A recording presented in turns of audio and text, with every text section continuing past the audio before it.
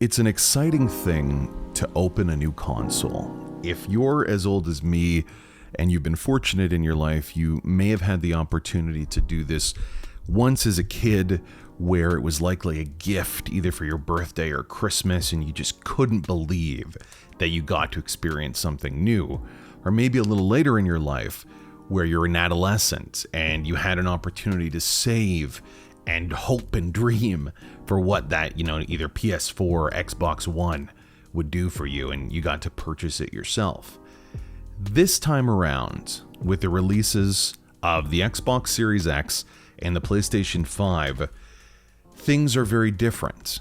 And I don't know if we'll ever go back to what it was like for us, I'm going to say us, as adolescents and kids to be excited for a console and really want to experience what this new generation was.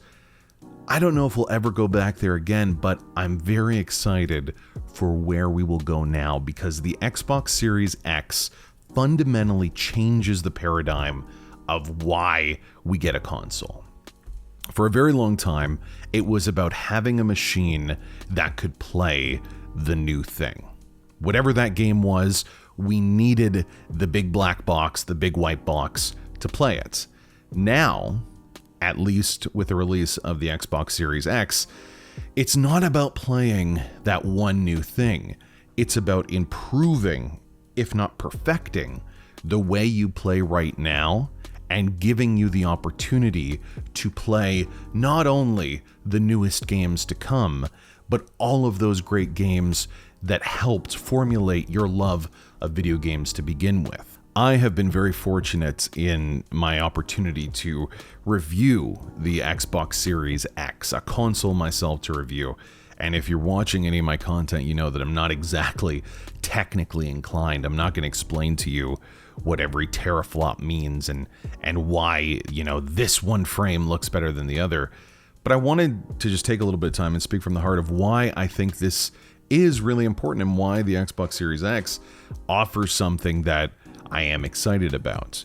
Initially, when you start to play and operate this system, it doesn't scream something new. It's the UI that you're familiar with. It's the sounds and visuals that you've seen before. Once you log into a game, though, at least for me, the experience is immediately noticeably different.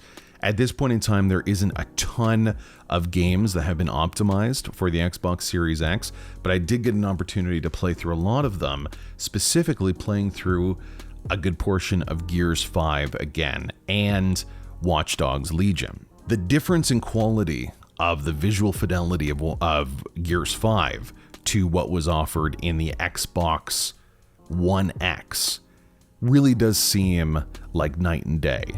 I couldn't explain why. I couldn't tell you the differentials with each frame, but things were more vibrant, they happened more quickly, and more things were happening on the screen. The biggest changes that I saw in a more recent game, in Watch Dogs Legion, fundamentally changed the entire experience because of the Xbox Series X. I spent a lot of time with Watch Dogs Legion before this, and one of my chief concerns with the game was how long the load times were between changing operatives. The game is a play as anyone you want kind of feature, so changing operatives that have different skill sets is very important. On the Xbox One, sometimes it can take up to a minute and a half.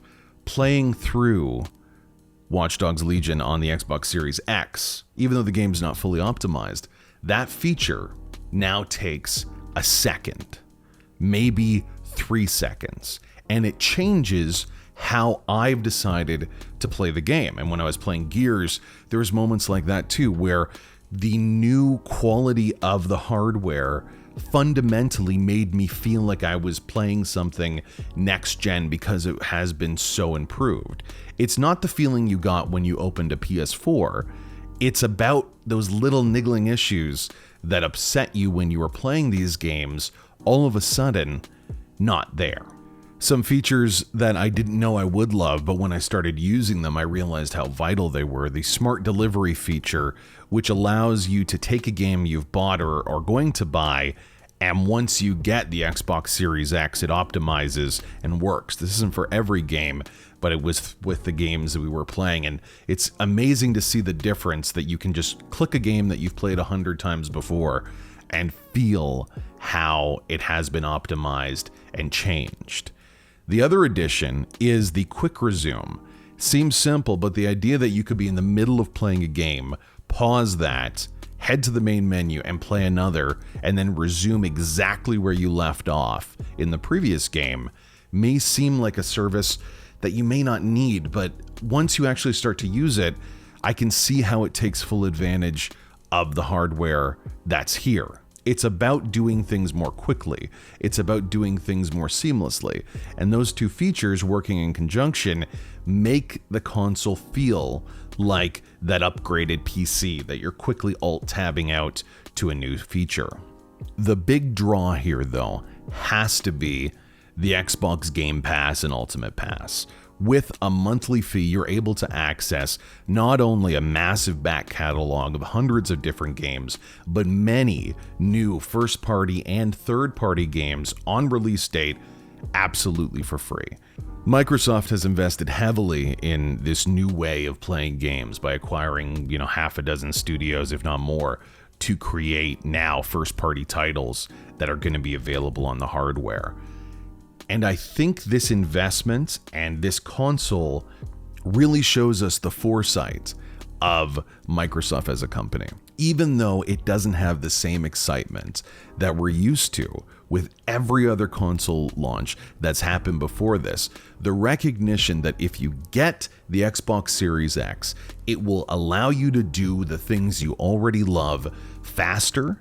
It will allow you to see images that are more beautiful, and it will allow you to play games for an affordable price that going into 2021 is essential. I don't know how many households can still shell out $200 a month for just a few new games that are being released. The Xbox Series X is not releasing with an exclusive. It's weird to say, especially in comparison to what the PlayStation 5 is trying to deliver.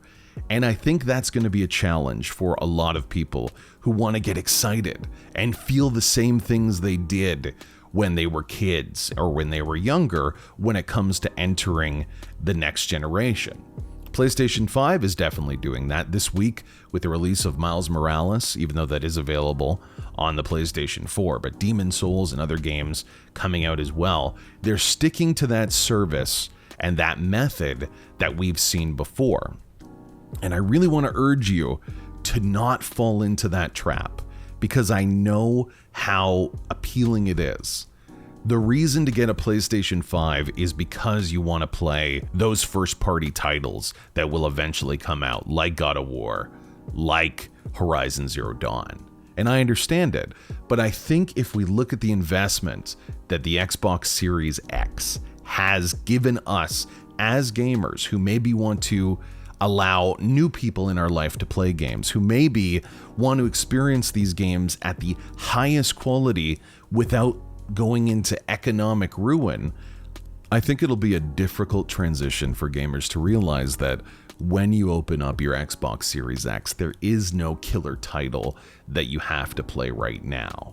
But I urge you to consider this an option because it is next gen in an actually exciting way that will shake up the system that we've relied on for so long and maybe bring us a future where economically we don't need to pay through the nose for these experiences. Maybe it can foster a better climate for indie titles that'll get into more people's hands because of this service. I'm excited for it. I'm amazed at what this console can do. And I truly do recommend you making that investment and seeing what this pass can offer and how quickly these games can play and how different it will feel while still having that comfort of what you know and I think have always really loved. I'm Andy Borkowski for VGS.